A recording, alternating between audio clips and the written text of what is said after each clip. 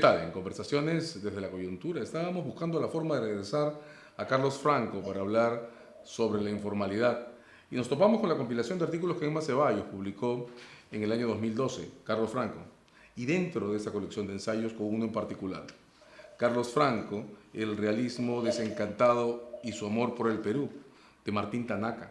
Estamos ahora con Martín Tanaka. Martín, ¿cómo estás? ¿Qué tal? ¿Qué tal, César? Muchas gracias por la invitación. Encantado, gracias por aceptar compartir ese texto con nosotros. Martín, este es un ensayo tuyo publicado en el año 2012. Han pasado 10 años, eso cambia un poco el enfoque, pero trayéndolo a tiempos actuales, ¿qué es Carlos Franco? ¿Cómo ve Martín Tanaka a Carlos Franco en este ensayo? Bueno, Carlos Franco es una de las figuras más importantes de nuestras ciencias sociales, ¿no? Yo creo que es un tipo muy destacable porque fue muy particular, ¿no? Creo que en el panorama intelectual peruano tuvo posiciones muy singulares, muy interesantes, siempre provocadoras. Y creo pues que por esa razón es que esta iniciativa del CEDEP de organizar un libro homenaje fue tan bien recibida por tantos colegas, ¿no? Que realmente lo apreciábamos mucho, independientemente de que estuviéramos o no de acuerdo con él, ¿no? Y como tú has comentado, él abordó muchos temas que tienen gran actualidad en este momento, ¿no? La crisis de la democracia representativa, la expresión del mundo informal y muchos otros temas, ¿no? Voy a leer un fragmento tuyo con el que cierras esta evaluación sobre la ilusión original de Franco en lo que él llamaba la plebe urbana, ¿no?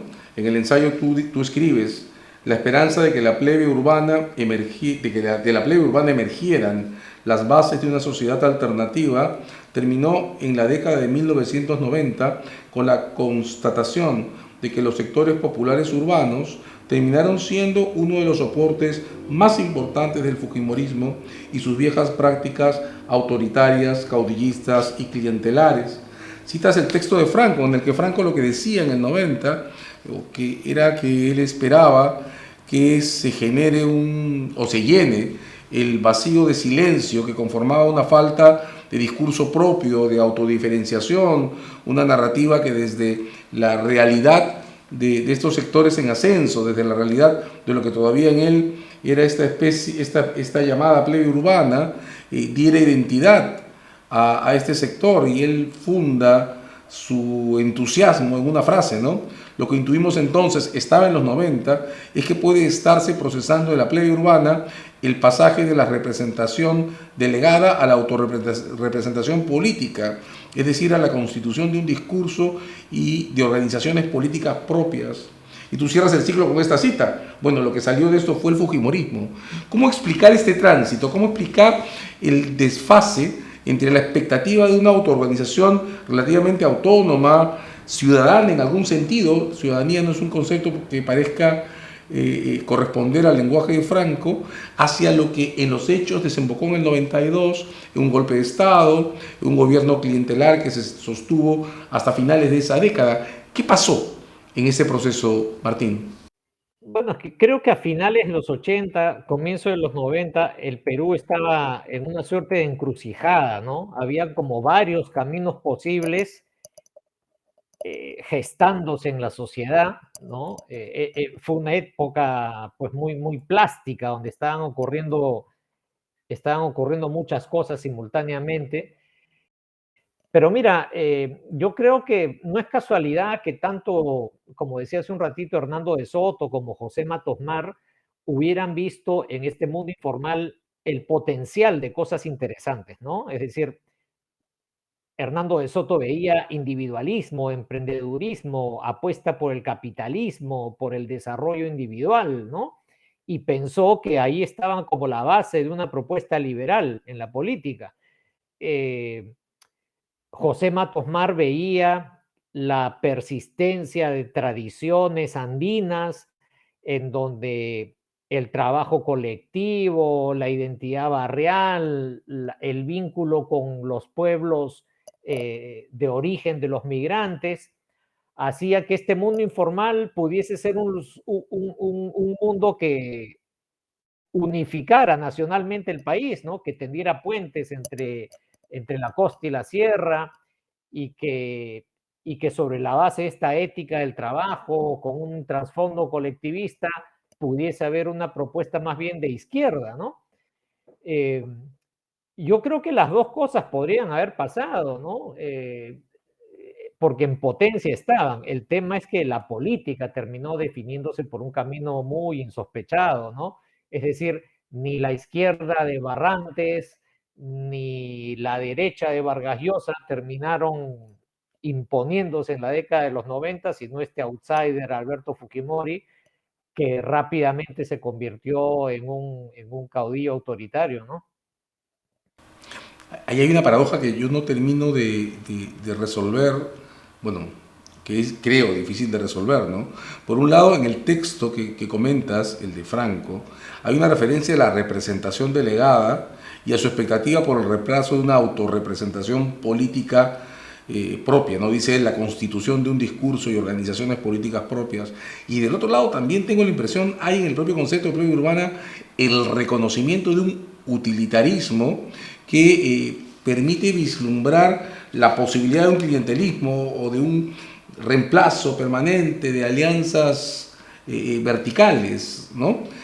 Ahora, eso es el entrar a los 90 y la alianza con el Fujimorismo, han pasado 12 años. ¿Qué ves que ha seguido ocurriendo con esa línea continua? Tu texto está escrito hace 10 años y ahí lo que notas es el trasvase de toda esta energía hacia el Fujimorismo.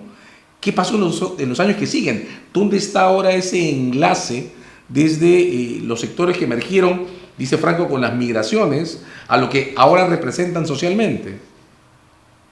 Mira, creo que si uno tuviese que actualizar ese análisis y verlo, la trayectoria más reciente, uno podría decir que, por ejemplo, lo económico, uno podría decir que estos sectores de origen migrante tuvieron un proceso de acumulación y en algunas ocasiones de prosperidad que las llevaron a tener una relevancia importante, ¿no? Por ejemplo, Francisco Durán ha estudiado la dinámica de los grandes grupos económicos, ¿no? Y él pues ha investigado y ha resaltado el hecho de que ya no son, pues, no sé, los 12 apóstoles de la época del primer Alan García de los años 80, ¿no? Ahora tenemos grandes grupos de poder en donde el capital transnacional es cada vez más relevante, pero aparecen grupos económicos muy importantes de origen provinciano, ¿no? Los Añaños, por ejemplo, es un ejemplo muy conocido, ¿no? Pero efectivamente lo que no ha habido es una expresión intelectual y política propia de estos sectores, ¿no? Eh, Muchos de estos sectores, digámoslo así, apostaron por la educación, pero terminaron estudiando negocios internacionales, digamos, ¿no? No han llegado a incursionar, digámoslo así, tan claramente todavía, en todo caso, en las humanidades, en las ciencias sociales, como para generar, digamos, un relato propio, ¿no? De su experiencia. Y ciertamente a nivel político vemos mucha dispersión, ¿no? Uno podría decir que, qué sé yo, personajes como Joaquín Ramírez, por decir un nombre que me viene a la cabeza, es expresión de este mundo informal migrante, pero no es ciertamente la expresión más deseable, ¿no es cierto? Eh, pero también hay otros sectores mucho más democráticos, mucho más transparentes, que podrían ser la base para una regeneración política en el futuro, ¿no? Quiero quedarme con tres construcciones, porque creo que has entrado en el núcleo de el tipo de cosas que hay que discutir. Autorrepresentación política, deseabilidad, que es lo que acabas de decir. Tal vez lo que estamos viendo, dijiste, en la expresión política de personajes como Ramírez, podríamos agregar con el mayor respeto a Acuña, no sea, dijiste, lo más deseable. Y hacia el final quiero hacer un salto extraño de tu texto, pero voy a confesar que esta es una de las razones por las que me quedé con el tuyo para hacer esta aproximación.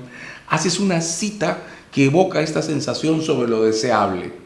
Una cita a Franco, lo transcribes cuando él decía, estamos en las reflexiones finales de esa conversación con Kotler y Grompone.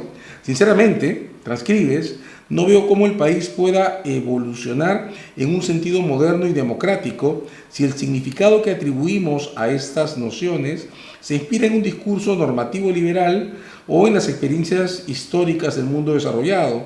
Si así pensamos, aquí viene el énfasis, resulta inevitable definir el país por lo que no es, por lo que carece, por lo que le falta. Y ahí no hay sino un paso a la decepción, la angustia o la irritación contra él. Martín, ¿qué ocurre si esta que estamos viendo ahora, 2022, este Congreso, este gobierno, qué ocurre si esta es la forma de autorrepresentación política que se ha generado desde el universo transitado por estos migrantes que Carlos Franco y su aproximación a lo intersubjetivo se construyen en una carretera, desplazándose, modifican su percepción del tiempo y modifican sus expectativas en el entorno? ¿Qué tal si esta es la forma que ha adquirido nuestro sistema? Yo creo que esta es la forma que por el momento está adquiriendo, ¿no? La representación política que está adquiriendo, que están teniendo estos sectores sociales, ¿no? Pero digamos, esa es una cita que a mí me gusta mucho, es una frase de Carlos Franco que a mí me gusta mucho, y que creo que es muy útil para pensar el país, ¿no? Traduciéndolo a términos contemporáneos y a lo que está, entiendo yo, detrás de tu pregunta. Yo creo que hay que entender por qué es que la gente toma las decisiones que toma y por qué es que apoya a los candidatos que termina apoyando, ¿no? Creo que, por ejemplo, en la última campaña municipal en Lima hemos tenido un poco una discusión, en la que la frase de Franco resulta útil recordar, ¿no? Creo que ha habido muchos analistas como que lamentan la votación, de los electores limeños, y pues apuntan a que la gente no sabe votar o que la gente, pues no sé, es autoritaria, es cortoplacista, es conservadora, ¿no? Y es como echarle la culpa, digámoslo así, a los votantes de sus supuestas malas decisiones. Y claro, porque tenemos en la cabeza cierto modelo de la política que no existe, pues, y que solamente tenemos en nuestra cabeza. Entonces, creo que la gran moraleja de esto es, pensemos seriamente qué es lo que más le interesa a la gente, qué es lo que más necesitan los ciudadanos, y esforcémonos en crear alternativas. Y si es que los sectores progresistas, digámoslo así, entre comillas, o liberales, no son capaces de generar propuestas que satisfagan estas demandas, pues lo harán otros, ¿no? Pero eso no es responsabilidad de los ciudadanos y de los votantes, eso es un problema de la incapacidad que se tiene en el mundo de la propuesta, de la oferta política, para proponerle algo que realmente convenza a los ciudadanos. Y lo mismo podríamos decir de por qué es que ganó Pedro Castillo, y también podríamos decir lo mismo de por qué es que en algunas regiones del país la gente parece optar por alternativas, entre comillas, irracionales, pero es que en realidad la gente, está buscando solución a sus problemas, ¿no? Ahí hay tres ejes sobre los que quiero regresar.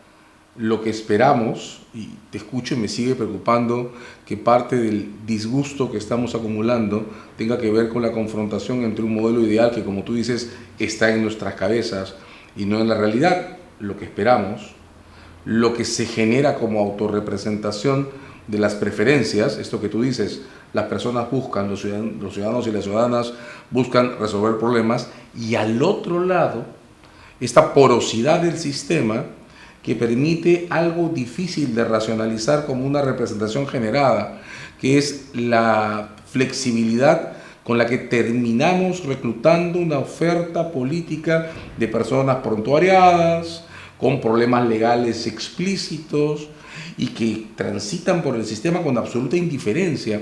¿Cómo, Martín, combinamos estas tres cosas?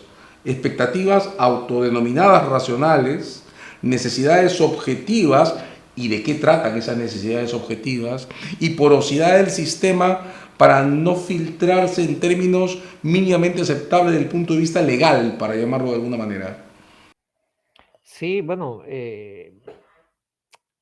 ese es un gran desafío, y es como el gran desafío que tenemos en el país en este momento, ¿no? Pero esta votación en Lima tiene como un trasfondo en el cual la demanda por seguridad ciudadana, por supuesto, es muy relevante, ¿no? Eh, y claro, candidaturas como las de Daniel Urresti tienen un discurso seguramente facilista respecto a qué hacer para enfrentar estos problemas, pero frente a esto no basta con decir, bueno, las propuestas del señor Urresti no son buenas. Lo que hay que poner sobre la mesa es una mejor propuesta y que sea viable y eficaz para atender el problema de inseguridad que está pues angustiando a las personas, ¿no? Nos puede caer mal Rafael López Aliaga, pero él ha propuesto y ha proyectado una imagen de empresario exitoso, de emprendedor, de gerente eficaz, frente a lo cual también uno puede tener muchas críticas, pero para poder derrotar o ponerse por encima de ese discurso, uno tiene que generar algo mejor que sintonice con las demandas de progreso y de búsqueda de empleo y de prosperidad que tiene la gente, ¿no? Y muchas veces creo yo que en sectores liberales y progresistas ponemos una agenda que con toda la mejor intención y con seguramente mucho fundamento, que pone por delante otros temas, digámoslo así, y otras aproximaciones y frente a las cuales pues la gente siente distancia, ¿no? Pensemos también, para mirar más allá de Lima, hace mucho tiempo estamos diciendo el sur andino tiene una otra lógica de votación y tiende a tener una conducta más antisistema. Bueno, acá el gran desafío no es claro, criticar las pautas culturales con las cuales vota la gente en el sur andino.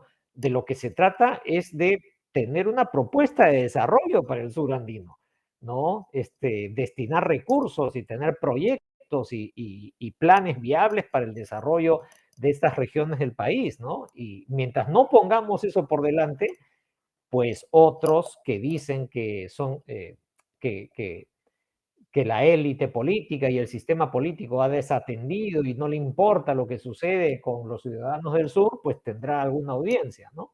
En Franco el vacío estaba en la falta de un discurso de autorrepresentación de esa plebe urbana de la que él hablaba. Yo te escucho y siento que el vacío está ahora en un código de referencia común que nos permita dialogar desde la ciudad a las otras ciudades del interior, por llamarle de alguna manera, a lo que no es Lima. Y eso nos devuelve al problema de la democracia y de las instituciones, ¿no? El segundo momento teórico, el último, cuentas en el ensayo de la producción intelectual de Franco, la crítica al paradigma democrático. Tú en el ensayo transitas, haces una comparación llamativa, cortés pero llamativa, entre la crítica a la importación acrítica del modelo democrático con las anteriores objeciones de Franco, las no diríamos juveniles, pero de su primera madurez, a la importación también acrítica del marxismo en América Latina. Y hay un fragmento en el que llegas a decir que en el transcurso del proceso que comienza con las transiciones a la democracia, a las postdictatoriales en América Latina y nuestra propia transición, se demostró, dices, que sin dejar de manejarse una definición procedimental, estás hablando de la democracia, era perfectamente posible atender la preocupación por lo que hoy llamamos la calidad de la democracia y poner en agenda la necesidad de cambios estructurales. Un poco antes has notado que si la democracia fuera, como Franco quería, la última estación de formación de la nacionalidad y de la institucionalidad, entonces habría que esperar a que resolvamos todos nuestros problemas sobre igualdad para poder pensar en ella. Cito estos fragmentos porque la crítica al paradigma democrático en Franco, que está tan ligada al discurso sobre O'Donnell, lleva inevitablemente a pensar en el discurso que desde la Comisión de Alto Nivel construyeron sobre los partidos políticos, en un escenario en el que probablemente si por algún lugar no está transitando esta autorrepresentación política de lo que Franco llamó plebe urbana, yo ya no sé si la informalidad es una construcción útil aquí, no es por el camino de los partidos políticos, es por esta ebullición de personas que rotan entre membretes y se mantienen en elecciones regionales, distritales, ahora parlamentarias, que ahora están en la esfera nacional también, y por estas pequeñas burocracias que parecen también rotar y mantenerse.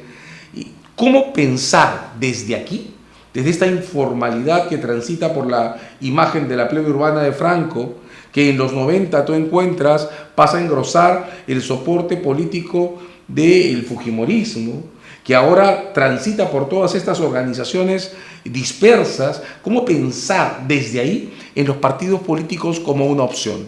Déjame decir tres cosas, lo más brevemente posible, ¿no? Lo primero es retomar por donde empezaste y hablar un poquito de Franco.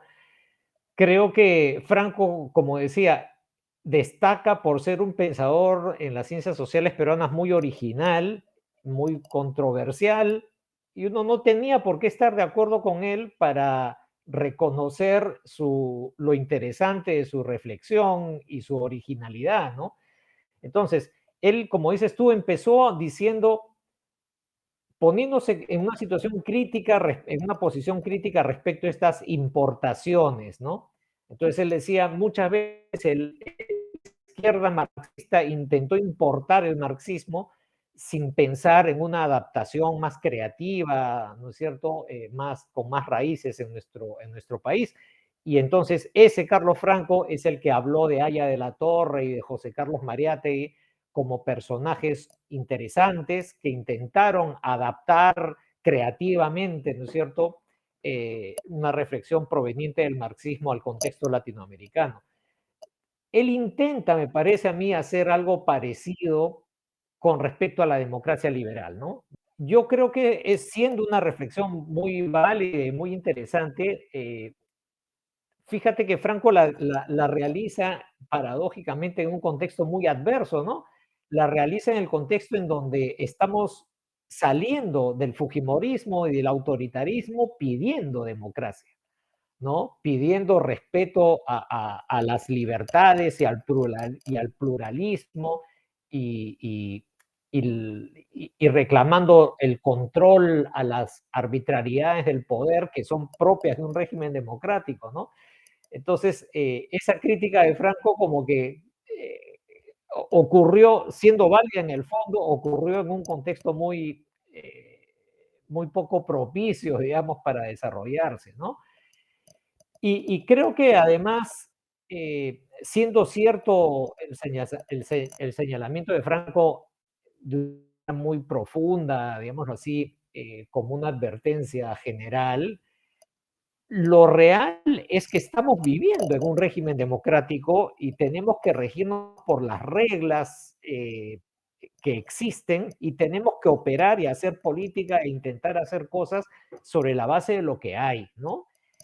Entonces, desde ese punto de vista, este trabajo de la Comisión de Reforma Política y el debate en el que estamos ahora respecto a qué reformas constitucionales, institucionales, electorales deberíamos implementar para mejorar la representación, son parte de eso, ¿no? Yo creo que ese trabajo de la Comisión de la Reforma Política fue un intento de proponer algo realista, práctico, viable mínimamente, para iniciar un proceso de cambio, ¿no?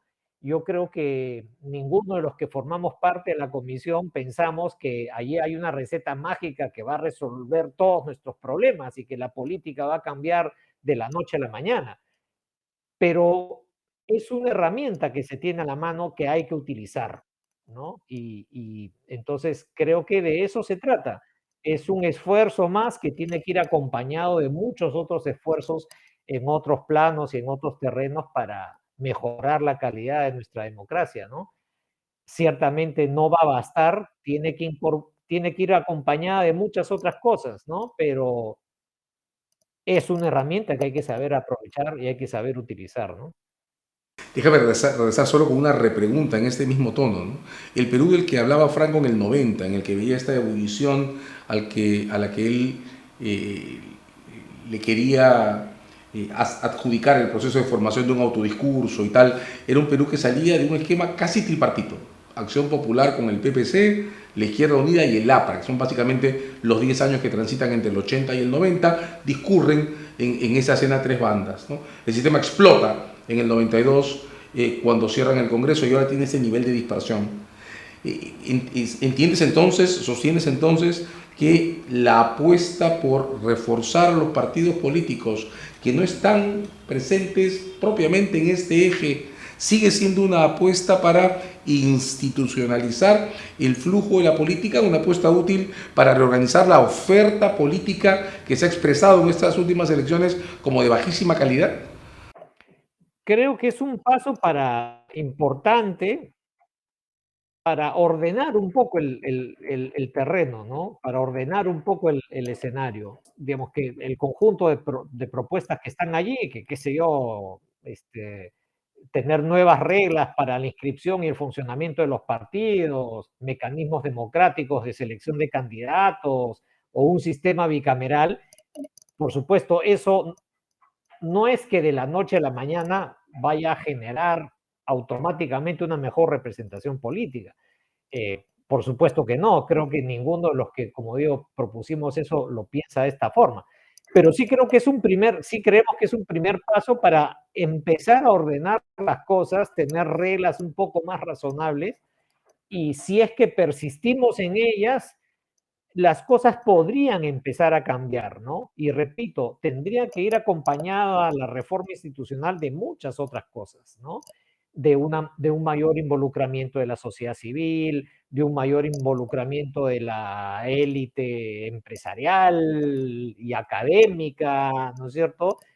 Mayor involucramiento de los universitarios, del mundo de las universidades en general, en la vida pública, centros de investigación, etcétera, etcétera, ¿no? O sea, creo que esto es parte de una gran política nacional por adecentar y mejorar la representación política en la que todos tenemos algo que decir y algo que aportar, ¿no? Pero la idea es entenderlo así, como intentar verlo como una suerte de punto de quiebre, ¿no? Intentar iniciar una nueva dinámica a partir de estas reformas institucionales. Muchas gracias, Martín. Estamos, de hecho, buscando puntos de equilibrio. Comenzamos intentando una ruta para llegar a Carlos Franco y nos hemos quedado recomendando esta lectura. Martín Tanaka, Carlos Franco, Realismo desencantado, en Carlos Franco, de CEDEP del año 2012. Martín, nuevamente, gracias por ese tiempo. Muchas gracias, César. Ha sido un gusto.